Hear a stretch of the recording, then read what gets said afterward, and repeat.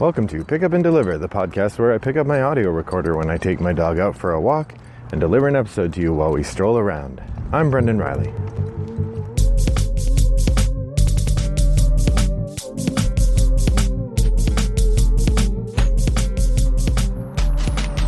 Well, good afternoon, listeners. It is a lovely Sunday morning here in suburban Chicago. My smart device at home said 50 degrees, but honestly it feels like, I don't know, in the 60s. Feels very nice. Wearing a zip-up sweater and a hat, but no jacket, and it's just fine. The dog and I are out for a stroll, and we're gonna have a very lovely time.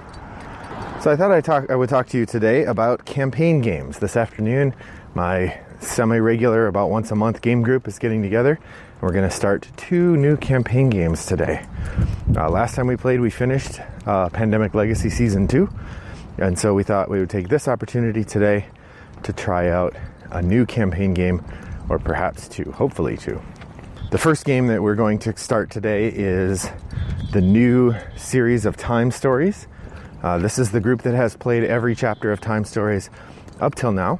So we've played the entire first run, and then we did pick up the first of the blue box, and we got the connector thing that you play that allows you to make them, because the way the old series of Time Stories worked, it was one long story. You could play any individual chapter, but they would have sort of nods to the overarching story, and you had to kind of piece them together yourself. The way the new mode, and you also had this console you had to buy. You had to buy the main base box of Time Stories, and then you would buy the individual chapters to play with. So the way the new game is working, the Time Stories chapters are standalone games. There is no console anymore. I think that's designed to make it a little bit more accessible for new players, to make it feel like a game you could just pick up and play once. And the stories are designed to stand alone on their own, kind of like Escape or like Exit or Unlock. Those kinds of games don't generally have an overarching story. Although some of them do have a story that refers to something that happened in a previous story. They aren't designed as a campaign. But they did release this thing called the Time Stories Experience, which is a secondary box that has materials in it that allow you to connect together the second cycle of Time Stories events to allow you to see a bigger unfolding story. So we're going to start that today. We're also going to play, hopefully, the first game or 2 of The King's Dilemma. I'm very excited to try this. I've talked about it probably to the point of boredom here on the podcast. I don't know if you're tired of hearing about it, but we're going to try that today.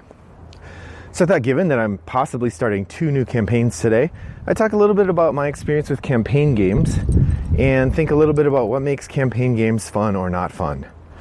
So, first, my credentials for talking about campaign games. Like I said, we've played the entire run of Time Stories, which is a connective story, although I'm not sure it's a campaign. I'll define campaign a bit in a minute.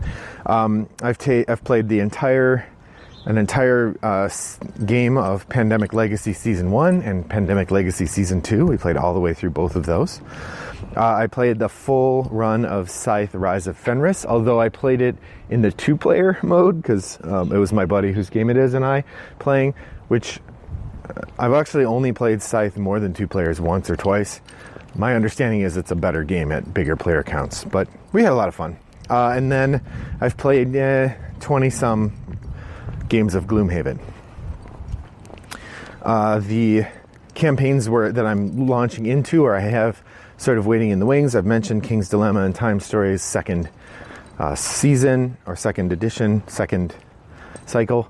And then I also have this game, Dawn of the Peacemakers, that is available on my shelf to be played. And I also have Hellboy, which has a bunch of stories, but I would argue that they are not a campaign, in the same way that Time Stories is probably not a campaign. So there's a couple phrases I want to articulate here and make sure that we're all on the same page. The first is legacy. So I mentioned Pandemic Legacy Season 1, Pandemic Legacy Season 2. I mentioned Gloomhaven and Scythe Rise of Fenris. A legacy game, and I am sticking to this definition. If you don't agree with it, well, we can have words, I guess. A legacy game is one where at various points in the game, you're asked to make decisions that are irrevocable.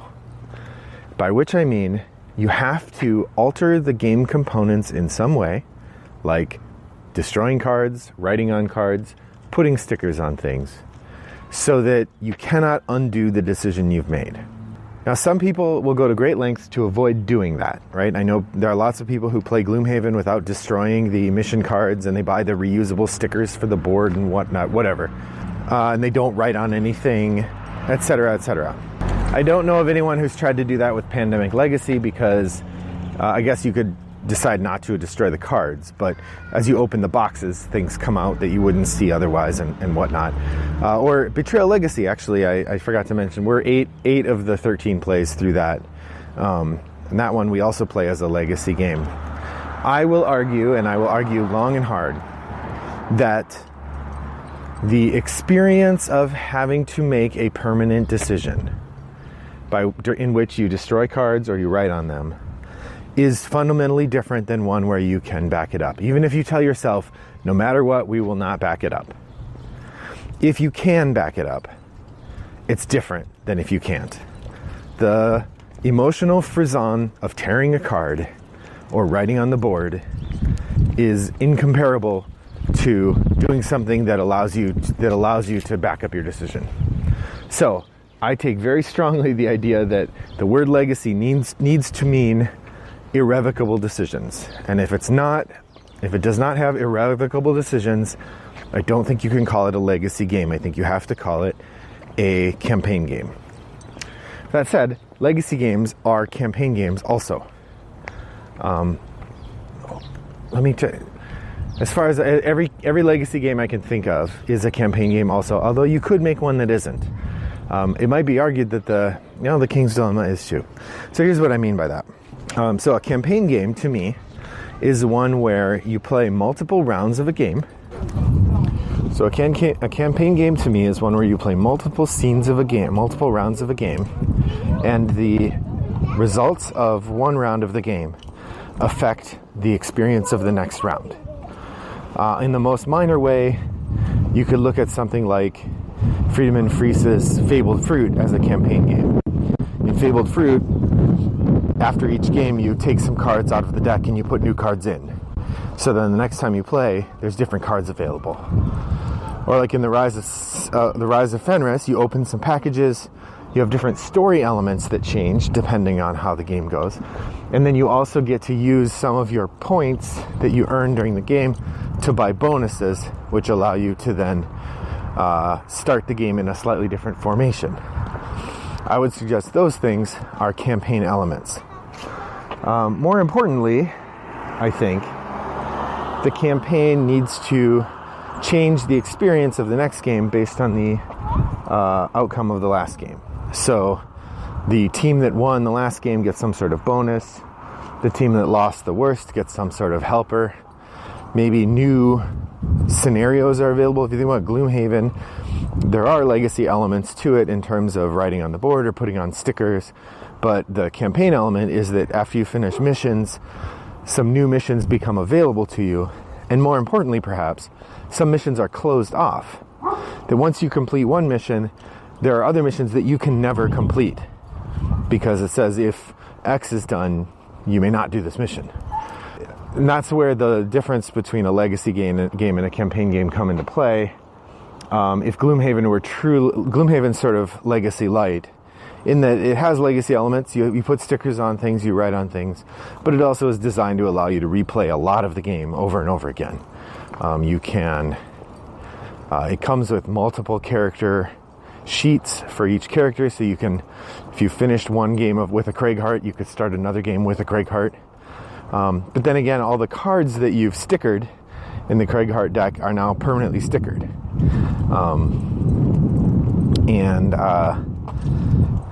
But the game does not have you tear out the sheets for the adventures that you no longer are allowed to do. It just says you're not allowed to do them.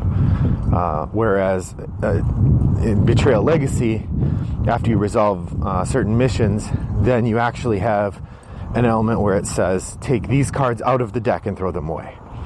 Destroy these cards. So some games will impose that sort of legacy experience on the campaign, others will not. But the important thing about a campaign that makes it a campaign is that there are ongoing effects based on previous plays, and that those effects shape how the game is played next. Often narratively, but pretty necessarily with mechanics as well. And this is actually where Time Stories maybe falls down as a campaign game. When you play Time Stories, you don't actually have to play the different chapters in order. You can play them out of order and it won't affect it too much. And there are a few things that you can do, like depending if you do very well, you can get these bonus tiles that will give you potential bonuses later, or if you find certain things, there are some minor things that will carry over from player to player as you play Time Stories. But for the most part, Time Stories is designed to be standalone games without an overall effect, even if the storyline is supposedly advanced by each. So in that way, Time Stories is kind of a campaign. All right, so I've kind of defined what I mean by campaign now and what I expect out of a campaign game. So I thought maybe I'd talk for a few minutes about what I think makes for a really good campaign game, and also a campaign game experience. If you haven't played one before, what kinds of things should you take into account as you're considering playing a campaign? Oh, that just reminded me, another campaign that I started and have yet to finish, and I don't know that we ever will, is Seafall. I really enjoyed that, but the two people that I was playing it with, we were playing in a 3-person group, got divorced, and so it's now a 2-person group, and Seafall is a minimum 3-player game. We were 2 or 3 plays in. I'm not sure what we would do. I mean, we could have someone else fill in for that third person, but seems unlikely. So as far as I know, we still have that game in the possible realm. Okay, so we've talked about what makes something a campaign game in my mind, and now I want to talk a little bit about a couple things that make for a good campaign experience, and a couple things that I think make for a less than ideal campaign experience. Let's start with the less than ideal, the things that I think are less fun in campaign games. The first of these is competition. So like I said, I've played a number of campaign games. I've started a couple, Seafall namely, and Scythe, and we played all the way through Scythe, and Betrayal. And then I've played a few cooperative ones, the Pandemic Legacy one, for example, and Time Stories. And honestly, I think competition makes a campaign much harder to sustain, because over time, unless the players are pretty evenly matched and the game works really well, you'll get a system where somebody has won a bunch and somebody else has not. And I don't think, depending on the players, I wouldn't mind it, but some people might.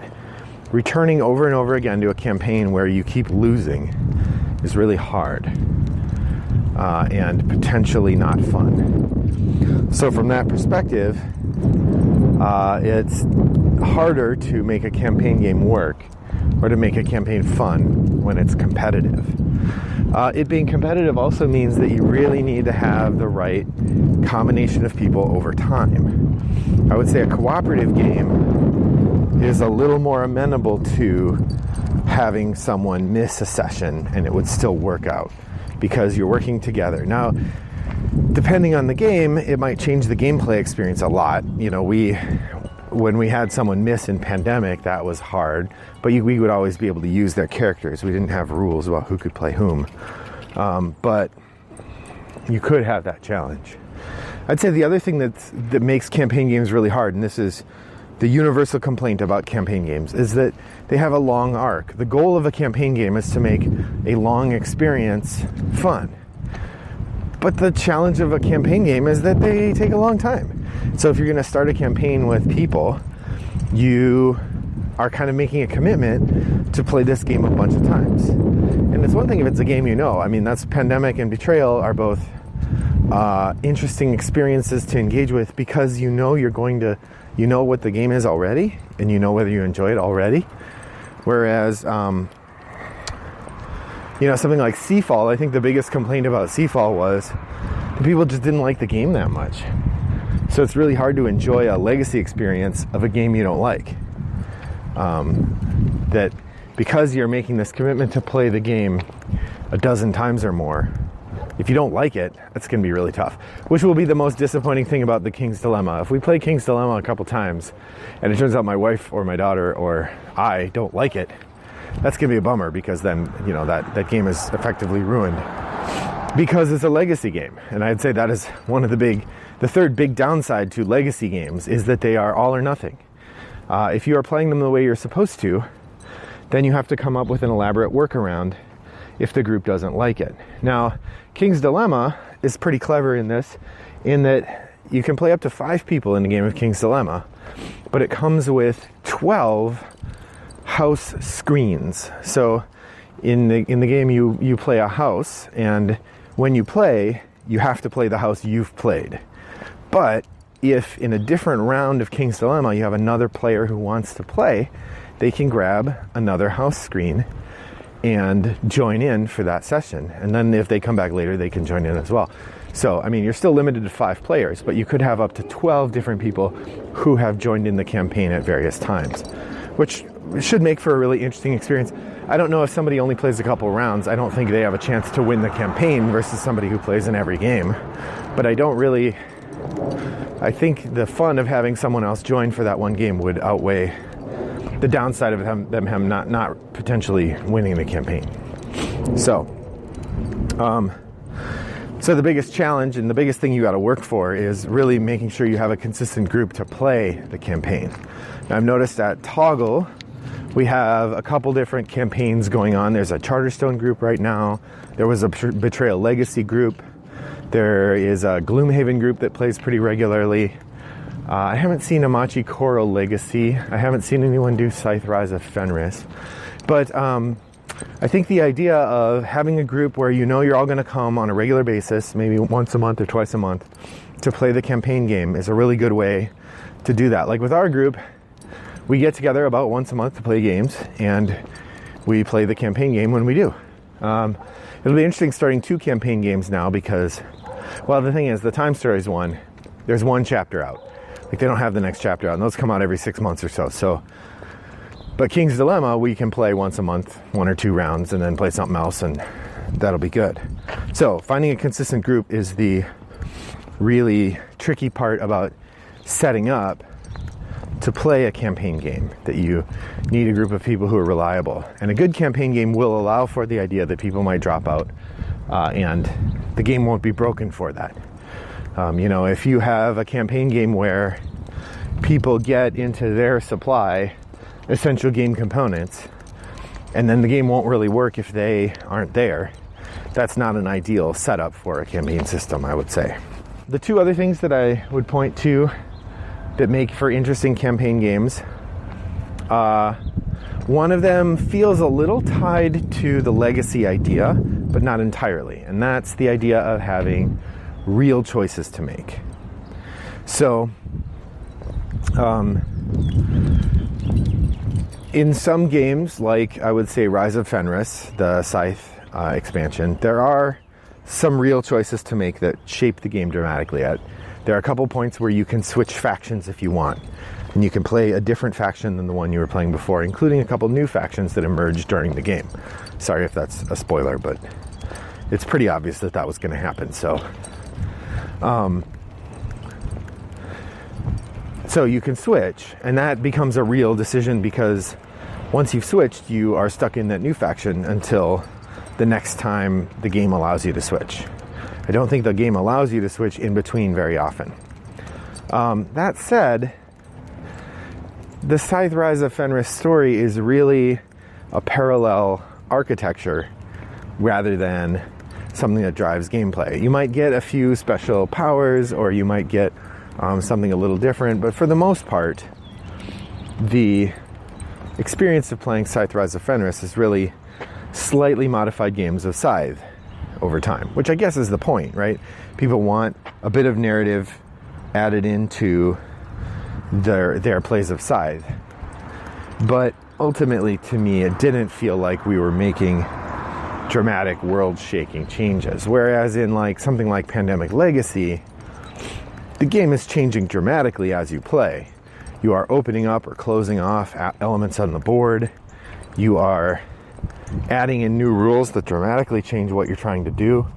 Now that comes with a lot of extra architecture. When you play Scythe Rise of Fenris, it's just a couple minutes of review and then you're into the game. And if you already know how to play Scythe, then you already know how to play Rise of Fenris for the most part. Pandemic Legacy, especially Season 2, by the end, we're having a lot of review to do before we start. And we had at least 2 games of it where we discovered at the end of the game that we were forgetting important rules that would have made it much easier. We played that game one level harder than we knew we were, because we kept leaving out rules, especially rules that benefited us, just because there were so many to keep track of that we would forget them. I don't remember that being as big a problem in Season 1 of Pandemic Legacy, but it was definitely an issue. So those rules aren't really the main part, but a good campaign should have real choices, things that you get to decide that change dramatically or change significantly the experience of the game from then on. And that's why, for me, I think campaigns set up around a game that are designed to be that game itself entirely are probably more effective than campaigns that are like a campaign mode in a game that is playable without that. Now, admittedly, you can play Pandemic Legacy as many times you want at whatever point you are in the story. As long as you don't put stickers on or write anything, you can just replay it. But the game is designed to be played and changed as you play. This is part of why I would consider Hellboy not a campaign game. While each adventure is there, the adventures don't depend on one another. Nothing changes for the characters from game to game. But also there's no real choices to make outside of the game itself. Gloomhaven also, although it is a campaign game, the choices are almost entirely character-based rather than... there are, like I said, there are adventures where you have to decide what you want to do about that adventure, and finishing that adventure means blocking off other adventures. Or, you'll get to adventure A and it says you can either do B or C after this. And if you do B, then you can't do C, and vice versa. And so there are elements where the effect of what you've done shapes things that'll happen later. But as far as dramatic campaigns go, I feel like the story in Gloomhaven is less significant than the story in some other games because the campaign feels lighter. That said, I've only played 20 games of Gloomhaven, and there's 100 and some to finish the campaign. So maybe I haven't played it enough or fast enough to feel like it. Which goes back to that idea of the regular group. A campaign game is going to feel better if you play it regularly and in a somewhat compact way. That if you play Pandemic Legacy Season 2 took us 18 months or 2 years to play, and honestly that was too long. Taking that long reduced some of the excitement of the story because it took us so long to do it. Pandemic Legacy Season 1 we played in about a calendar year, about once a month, and that worked really well. We would often pay 1 or 2 sessions in during one of our game sessions, and it worked really well. So one of the consistent group is what I said, but also real choices. And the third option, or the third part of what makes for a good campaign game, for my money, is an emerging story. I've already said this sort of with the real choices, but if the campaign just offers new mechanisms and not very much story, I'm going to find that far less interesting than a campaign that offers significant story elements, even if the mechanisms don't change that much. That hearing what's happening as you're going along and having that story evolve is to me much more exciting than I have a new widget I can play with. But the new widget is part of what makes your choice feel significant. So maybe those are inherently blended together. Well, that's about it for me. I look forward to hearing from you. What are some elements I forgot that you think make for a good campaign game? What campaign games are you playing right now, and which ones are you excited to start? Pop over to Board Game Geek Guild 3269 to let me know all of those things and join in the conversation there. You can reach out to me on Board Game Geek at Wombat929 or on Twitter at RattleboxGames or by email brendan@rattleboxgames.com. You can find show notes for our show at rattleboxgames.com. You can find me on most online gaming platforms like Board Game Arena, Boitajou, and Yukata.de at Wombat929 is my username. So, with that said, thanks for joining me on the walk today, and I hope that your next walk is as pleasant as mine was. Have a great day. Bye-bye.